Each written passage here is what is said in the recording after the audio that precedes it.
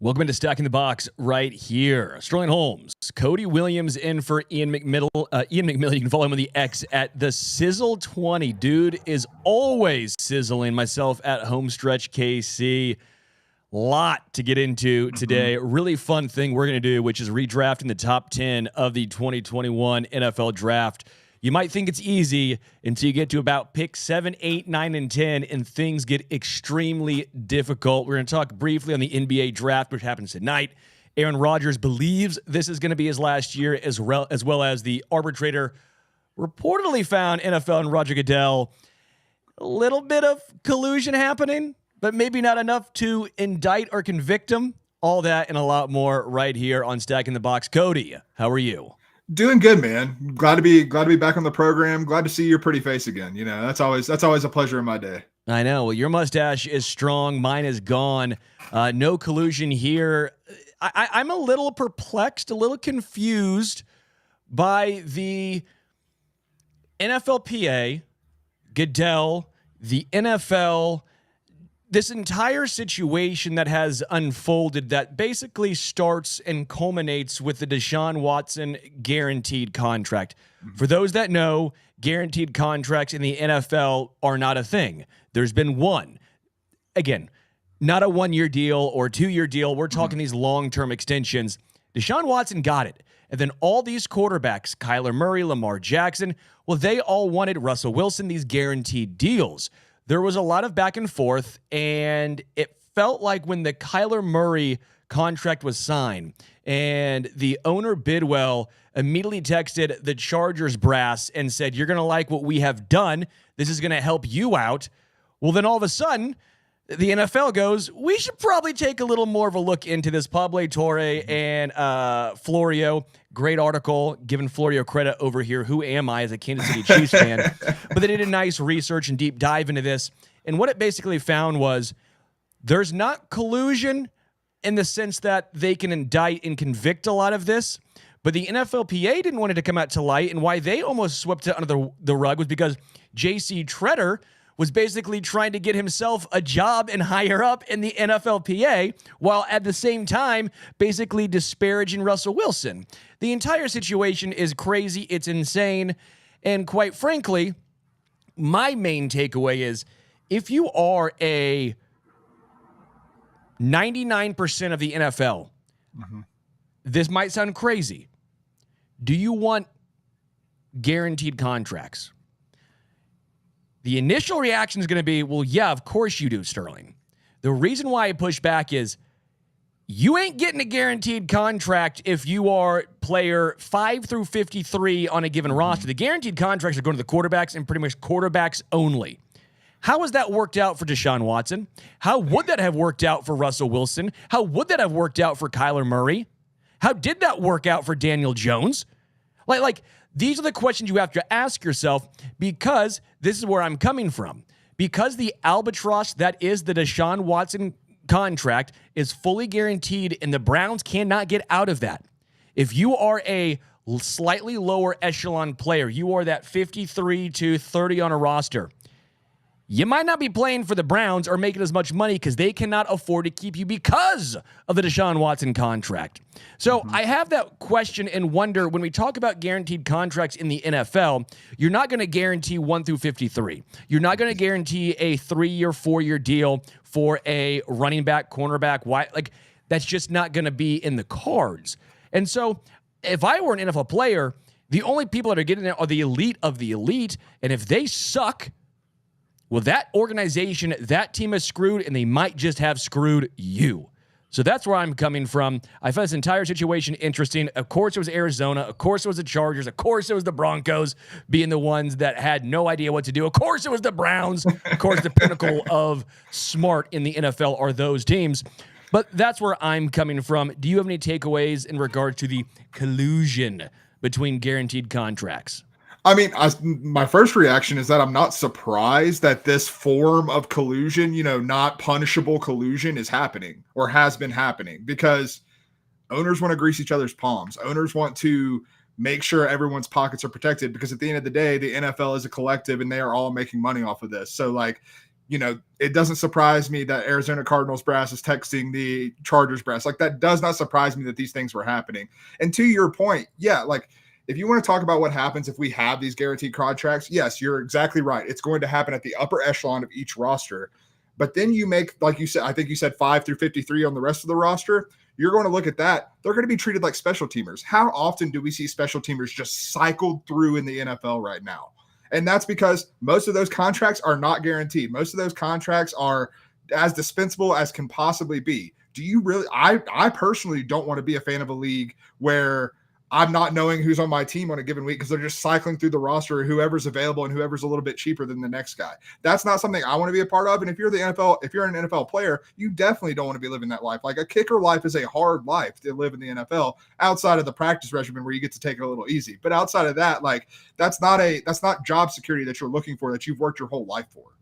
Yeah. And I guess what it comes down to is, I don't think it's collusion because I don't think 31 other organizations were as dumb as the Browns. Yes. Maybe I'm wrong in giving way too much credit for a lot of very dumb teams, but I don't think we were going to see another guaranteed contract just because Watson got his. Hell, the Chiefs didn't even guarantee all of Patrick's contract, right? So I don't think we were going to see that. So when the NFL put together that program that basically was telling owners not what to do, but laying the guidelines of what would happen, I was taken aback at the stupidity that they had to even do that and put that out there, because it just makes you look guilty, even if you were never going to go that way to begin with. When the Chargers and Cardinals are in contact doing that, I'm sitting here going, you didn't have to tell them. You didn't have to text him that, because now that looks incriminating, even when we all knew that was the case. It was just a situation where I'm constantly surprised at some of the silly things that transpire between billionaires when you think that, how the hell did they become a billionaire being that dumb? That's almost what it comes down to. But that's what it is. I don't think there's much that can happen in regards to this. I don't think anything is necessarily going to change. But again, it's another issue, almost a black eye for the NFL in regards to collusion and trying to get one over on the players. No, I mean, like, you're talking about the stupidity of billionaires. Like, if I'm suspected of robbing a bank and someone shows up to my house and I have a book entitled How to Not Rob a Bank, that's going to make me look a lot more guilty than it is. You know what I mean? Like, it is very senseless, but at this point, like, we shouldn't be that shocked. There's a lot of, I mean, have you listened to half of the owners in the NFL speak in front of the media at this point? Like, they're not exactly covering themselves in glory whenever they try to do exactly that, frankly. Yeah, correct. Let's move on to the Aaron Rodgers saga. He believes this will be his last year. Do we care? Do we believe him? What it comes down to is he was on the Pat McAfee show talking about how, when I'm retired, I want my privacy. Like, I don't want anyone to talk about me or think about. It's like, dog, you're doing a privacy tour at this point. You're holding up a sign basically saying, respect my privacy, respect my privacy. It's like, dog, no one cares. You're the guy on national television talking right now. You weren't forced to do that. You weren't forced to go and have this drawn out process. You did this. He's blaming everyone else. Like, dog, get your shit together, man. Aaron Rodgers, you were a MVP caliber quarterback. You are one of the greatest players who's ever touched a football. People are obviously going to talk about you, but then you do these ridiculous antics and then wonder why people talk about you. Yeah, Grow up. You can't go on the Joe Rogan podcast or Joe Rogan, whatever it's called, and talk for 3.5 hours and then like wonder why people are talking about you. You can't go out with a wedding ring on for the first time and then ask people to like not ask you about your personal life. Like you're begging he's begging for these questions, and it's such a frustrating thing.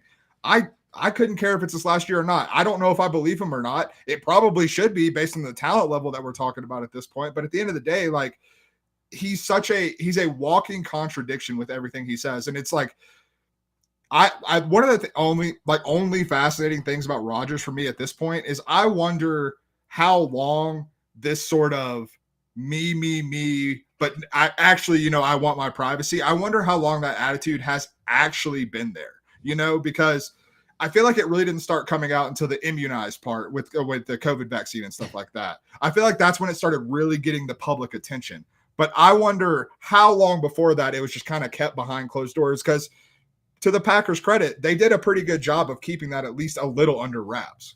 Yeah, I mean, in fairness, Mike Tomlin's had a deal with Ben Roethlisberger, Antonio Brown, Martavius Bryant, Le'Veon Bell. List goes on, and now add that Aaron Rodgers to the list. Poor Mike Tomlin. Can't wait for him to go 9-8. All right, NBA draft tonight. Before we get into the redraft of the 2021 NFL draft, Cooper Flagg obviously going 1. Ace Bailey is perplexing as anything. If the Sixers draft him, I am going to be irate as a Sixers fan. Favorite NBA hooper of all time? Who you rolling with? NBA hooper or NFL hooper? NBA hooper. NBA. I mean, I'm a North Carolina guy, so my answer is North Carolina ties for both. I mean, I grew up a massive Michael Jordan fan. You go to my mom's house back in North Carolina, in my bedroom, there's a 6.5 foot wide poster of Michael Jordan called Wings with his arms spread, palming 2 basketballs. Michael Jordan forever and ever, man. The correct answer is Andre Karolinko, or Kerry Kittles with the 1 sock, or I do like Kerry Kittles. I had a little when I played basketball back in high school. I had a little Kerry Kittles to my game. Yeah, Jamal Tinsley, maybe. I don't know. Yeah, I was a big NBA guy. Still am. I don't know. Favorite player is probably either AI, Kobe Bryant. Most aesthetically pleasing player to ever watch is Kyrie Irving, probably because he's just the most aesthetically pleasing. As far as NFL hoopers. Julius Peppers, bro. Julius Peppers playing at the University of North Carolina, just an absolute brick shit house. And good luck trying to stop him from posting you up because he's Julius freaking Peppers. The correct answer is Tony Gonzalez. That's the correct answer. Fair, but Julius Peppers is awesome. Don't deny that. Fair. If AI would have gone to the NFL, you could have said him. There you go. But he didn't. There we go. Great player. All right, let's redraft the 2021 NFL draft. We'll lay it out for you. Top 10 picks is what we're going with. Top 10 was Trevor Lawrence, Zach Wilson, Trey Lance, Kyle Pitts, Jamar Chase, Jalen Waddle, Penei Sewell, J.C. Horn, and then Patrick Surtain. Number 10, Devontae Smith to round it out. A couple names in the first round that were big names. Micah Parsons went 12. Rashawn Slater, 13. Let's get into Jalen Phillips went 18 to Miami, who's been great but injured. Let's go. Christian Darrisaw went 23. Najee Harris, 24. Gregory Rousseau, who's been pretty solid for the Bills, went 30. Landon Dickerson in the second went 37 overall. Let's go with a couple more to kind of give people the layout. JOK for the Browns went 52. Don't think he'll make it, but still interesting. Nick Bolton, 58. Pete Werner, I always thought was going to be really good. Has not yet for the Saints, went 60. Creed Humphrey, 63. He might make it to the top 10. Nico Collins, 89. Third rounder. Quinn Miners, maybe one of the best guards in the NFL for the Broncos, went 98 in the third. Amon-Ra St. Brown, 112th in the fourth round. Let me see a couple other names. Trey Smith went in the sixth. I know that. Yeah. Hufanga, safety, but he's been too injured. He went in the fifth. Don't think he's going to quite make it. That might be it. Yeah, we'll probably end there. So those are the big names, I think, unless you had one that I did not bring up. But those are the big names of the 2021 NFL draft, and then we're going to get into our top 10 of how to redraft this. Yeah, I think you covered it, and I'm going to start with a question for you. Are we still looking at positional need, or are we just drafting the 10 best players? Probably 10 best players. Yeah. I mean, I guess we could do that, but end of the day, I do think it's going to be just 10 best players. I think so, too. I think that makes it a more fun exercise for sure. Number one, can we agree it's Jamar Chase? I do. I think it is Jamar Chase. It's either Jamar Chase or Micah Parsons to me. That's interesting. Because that's interesting. I mean, both are dominant at their position. And so it's really splitting hairs. To me, I think there's a clear top 4. Mm-hmm. And I think you could go any way with it, and I would not argue with you. My top 4 is Jamar Chase, Amon-Ra St. Brown, Penei Sewell. I guess top 5. Micah Parsons, and then Patrick Surtain. I think that's the top 5. I think that's pretty set in stone. Yeah, I'm with you 100% there. Okay. I'm going Jamar Chase 1. I think Jamar Chase is the best. I'll agree with that just because, frankly, Jamar Chase has his impact has led to more team success. I say that as a struggling Cowboys fan. So we'll go Jamar Chase 1. The Jets on the clock. They're at number 2, so they have a choice between Amon-Ra St. Brown, Penei Sewell, Patrick Surtain, Landon Dickerson, Creed Humphrey, and Micah Parsons. Not bad for number 2. They went Zach Wilson. What do they do at number 2? Because I actually thought Penei Sewell was where I would go at number 2, even ahead of Micah Parsons. But maybe you obviously differ. I would probably go Micah Parsons just slightly ahead of Penei Sewell. And again, we're splitting hairs. These are all great players, and so I don't want to disparage Penei Sewell. But I think Micah Parsons, even as good as he's been, I still feel like he has a chance to be even more impactful. I still feel like he has a chance. He hasn't necessarily reached his prime.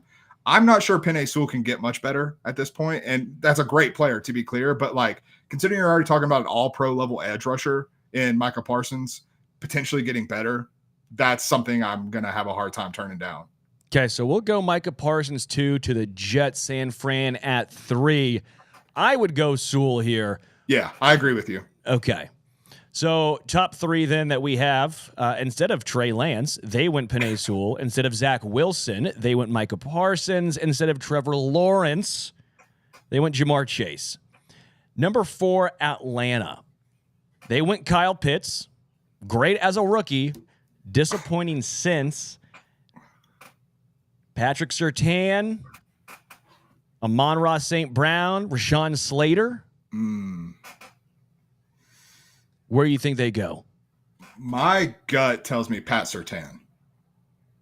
But you get a lot more eyes on Pat Surtain in the AFC West than I do. So you might have a better feel if it's a Amon-Ra or Rashawn Slater as well. I'd go Amon-Ra St. Brown. Okay. I love Amon-Ra St. incredible. Brown.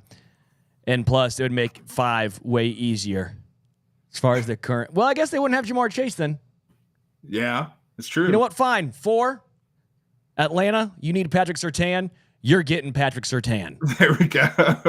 4 is Patrick Surtain. 5 to Atlanta. Love it. Sorry, 4 to Atlanta's is 4 to Atlanta. Yeah. Surtain. 5 to the Bengals. Amon-Ra St. Brown. Yeah, we've got to give the Bengals fans something here. We're taking Jamar Chase away from him. We've got to give him another star wide receiver. I think we'll give him Amon-Ra St. Brown. Which, by the way, at number 7, Detroit went Penei Sewell. They also got Amon-Ra St. Brown in this draft. That is ridiculous. That's how you start becoming what the Lions have become. I would say drafting well, and not the Jets drafting Zach Wilson at 2. No, that's the opposite of what we're trying to accomplish here. All right, so Falcons went Surtain, and then at 5, Bengals went Amon-Ra St. Brown. I think those are the 5 or so that I think are kind of the clear cut. I think now we start getting into a really interesting conversation. 6 through 10 is where we might throw hands. Okay. Miami, they went with Jalen Waddle at 6. That's a really good pick. Mm-hmm. But I don't think they go with Jalen Waddle 6 in this experiment. Rashawn Slater, Landon Dickerson, Creed Humphrey, Nico Collins, Quinn Miners. What's interesting is now we're getting into more offensive linemen. Yeah. And you left one out there too, who I would also consider, Christian Darrisaw. Good call. Because he's a damn good player. I think we definitely go offensive lineman here because I think that's where the next cream of the crop is right now. Do you go with the best center, Creed Humphrey, who's clear cut the best center? Do you go with one of the best guards and go with Quinn Miners? Do you go tackle? Where are you going here? I think this is tough. I hate this. You know what? Let's go with your boy. I'll throw you a bone, Sterling. Let's go with Creed Humphrey here. Creed Humphrey, baby. That's a smart move. Creed Humphrey, best center of the game. Creed Humphrey going 6 to Miami, which in reality, no one's ever drafted a center 6 in like today's NFL. But I guess if you could guarantee you that guy's going to be Creed Humphrey, I think you'd do it. It's like when I always been the case of when the Raiders drafted Sebastian Janikowski in the first round, you're like, well, that's dumb drafting a kicker in the first round. But I'm like, would you take it if you end up being that guy for that long? Right. Like he's going to be your kicker for 15 years. Well, yeah, I think I would. But the odds of it are so risky. Like, was that better than drafting Darius Hayward-Bay? Yeah, that was better. So maybe draft the guy that makes more sense regardless of position. So we'll go Creed Humphrey to Miami at 6. Who was the kicker that the Bucs drafted in the second round a few years ago? I think it was the 3rd round, and that was Arroyo. That's right. Okay. It's Arroyo, if I'm not mistaken. 7. Detroit went with Penei Sewell. Too bad he's gone. They also drafted Amon-Ra St. Brown in this draft. Too bad he's gone. Imagine that. They drafted 2 guys that went top 5. Jalen Waddle, Devontae Smith, Rashawn Slater, Landon Dickerson. I think I'd put Quinn Miners above Landon Dickerson. I'm sorry. Yeah. Sean, I don't know if you disagree with me, but I know our producer's a Philly guy. But I'd probably just give the nod to Quinn Miners. Maybe someone would argue with me. Would you go? I think Nico Collins is also interesting too. Yeah, God. Do you put Nico Collins? Because I think I might put Nico Collins ahead of Waddle and Devontae Smith. By the way, I put Smith ahead of Waddle. I put Smith ahead of Waddle. I think I would probably put Nico just slightly ahead of Smith, just because we've not seen Smith have to be a number 1. That doesn't mean he can't be, but we haven't seen him have to be. Whereas Nico, he's clearly established himself as a number 1. Agreed. So where do you think the Lions go at 7? For me, this is between Darrisaw and Slater. I think those are the 2 best players on the board right now. I think I give the nod to Slater personally. By the way. Okay. It's a toss up for me, so I'll lean to your opinion there. All right, Lions go offensive line. They go Rashawn Slater. Nice, good job, Lions. They love the big boys. They do. Front. I mean, Dan Campbell is clapping his ass off after that one. Oh yeah. 8, Carolina. They went with J.C. Horn. J.C. Horn had a really good start to his career. He's still been pretty good, man. Yeah, he's a good player. He's a really good player. I actually don't think they would be too pissed if they redrafted and said, yeah, we went with J.C. Horn. Like if you were one of these teams who drafted like Zach Wilson, Trey Lance, or the Bears at 11, or let's even go with the Patriots with 15 with Mac Jones, or Cardinals, or like the Raiders.